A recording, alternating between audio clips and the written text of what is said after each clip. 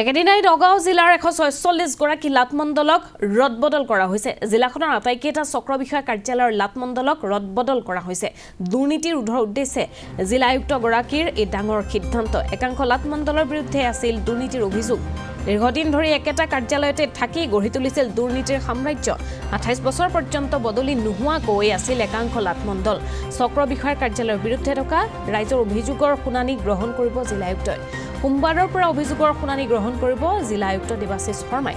বিষয়া কৰ্মচাৰীৰ গাফিলতিত ৰাইজে যাতে হাৰাশাস্তিৰ সন্মুখীন নহয় তাৰো ল'ব ব্যৱস্থা। নগাঁও জিলাখনত আমি যোৱা 1.5 মাহে বহুতো তেনে অভিযোগ পাইছোঁ। এজন সাধাৰণ নাগৰিক এনেকুৱা আছে, বৃদ্ধ বিধৱা মহিলা পৰ্যন্ত আছে, যিসকলে সাধাৰণ তেওঁলোকৰ কিবা মাটিৰ কাম কিবা দালাল চক্ৰ সোমাই যায় বা কেতিয়াবা কিবা কাৰণবশতঃ তেওঁলোকৰ কাম নহয়। অহা সোমবাৰৰ পৰা অহা কাইলৈ অৰ্থাৎ ৰাতিপুৱা 10টা বজাৰ পৰা গধূলি 8টা বজালৈকে মই শুনানি ল'ম। এটা নতুন ধৰণৰ ৰাজহুৱা আদালত এটা হ'ব, য'ত প্ৰতিজন ব্যক্তিক মই আহ্বান জনাব বিচাৰিছোঁ, কিবা কাৰণবশতঃ তেওঁলোকে যদি আমাৰ নগাঁও জিলাত তেওঁলোকৰ কিবা মাটিৰ কামৰ বাবে আহাত তেওঁলোকে কিবা হেৰেছমেণ্ট পাইছিলে, কিবা অসুবিধা পাইছিলে, তেওঁলোকে আমাৰ ওচৰলৈ আহিব। আমাৰ চেম্বাৰত আমি বহি থাকিম আৰু তেওঁলোকৰ আমি শুনানি ল'ম আৰু তেওঁলোকৰ কিখিনি অসুবিধা হৈছে। এতিয়া বহু ক্ষেত্ৰত কি হয়, কামটো কৰি দিব নোৱাৰি, সেইটো বিধিগতভাৱে কৰি দিব নোৱাৰি, কিন্তু কৰি দিব পৰা কাম এটা এতিয়া বহুতৰ এটা আছে যে সাধাৰণ উকা নামজাৰি এটাৰ বাবেও মই সেইদিনা পাইছোঁ যে 2 বছৰ ৰৈ থাকিবলগীয়া হৈছে কিবা কাৰণবশতঃ।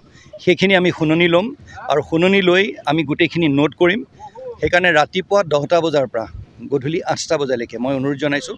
মাজত যদি আমাৰ কিবা চৰকাৰী কাম থাকে আমি যাব লাগিব, কিন্তু অহা এমাহ হ'লে আমি ৰাইজক লগ ধৰিম আৰু তেওঁলোকৰ যিখিনি মাটিৰ বা ৰাজহ দিশত যদি তেওঁলোকৰ কিবা অসুবিধা হৈছে, কিবা এনেধৰণৰ অসুবিধা তেওঁলোকে পাইছে য'ত তেওঁলোকক হ'বলগীয়া কাম এটা, বিধিগতভাৱে হ'বলগীয়া কাম এটা কোনোবাই ৰখাই থৈছে, সেইখিনি আমি শুনিম আৰু সোনকালে আমি কৰি দিয়াৰ ব্যৱস্থা কৰিবলৈ চেষ্টা কৰিম। ট্ৰান্সফাৰ কৰা হৈছে এইটো মই দুৰ্নীতিৰ বাবে বুলি মই নকওঁ। এটা আমাৰ যিকোনো এটুকুৰা জেগাত চৰকাৰী এটা নিয়ম, সেইটো যে কোনোবাই হয়তো 28 বছৰ 17 বছৰ 20 বছৰ ধৰি এটুকুৰা জেগাত আছে আৰু চৰকাৰী এটা নিয়ম আছে যে ইমান দীঘলীয়াকৈ কোনোবা অফিচাৰ বা কোনো চৰকাৰী কৰ্মচাৰী সাধাৰণতে সিমান দিন থাকিলে বৰ ভাল নহয়।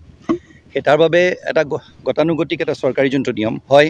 আপুনি এটা কথা ঠিকেই কৈছে যে মই সকলোকে কেতিয়াও এষাৰ কথা মই ক'ম যে সকলোকে মই কেতিয়াও ব্লেম নকৰোঁ মই অভিযোগ, কিন্তু কিছুমানৰ বিৰুদ্ধে খুব গুৰুত্বপূৰ্ণ খুব ডাঙৰ অভিযোগ আছে। মই নাভাবোঁ ৰাজনৈতিক হেঁচা আহিব, যিহেতুকে মই সন্মানীয় আমাৰ বিধায়কসকলক যেতিয়া কথাষাৰ কৈছিলোঁ, সকলোৱে আমাক জনাইছিলে, আমাক কৈছিলে যে কোনো এটা খুব ভাল কাম হৈছে। সেইকাৰণে মই নাভাবোঁ যে কোনো, আৰু ৰাজনৈতিক দিশত মই ভাবোঁ যে তেওঁলোকে আমাৰ বিধায়কসকলে বিশেষকৈ তেওঁলোকে ভাল পাইছে বুলি মোৰ নগাঁও।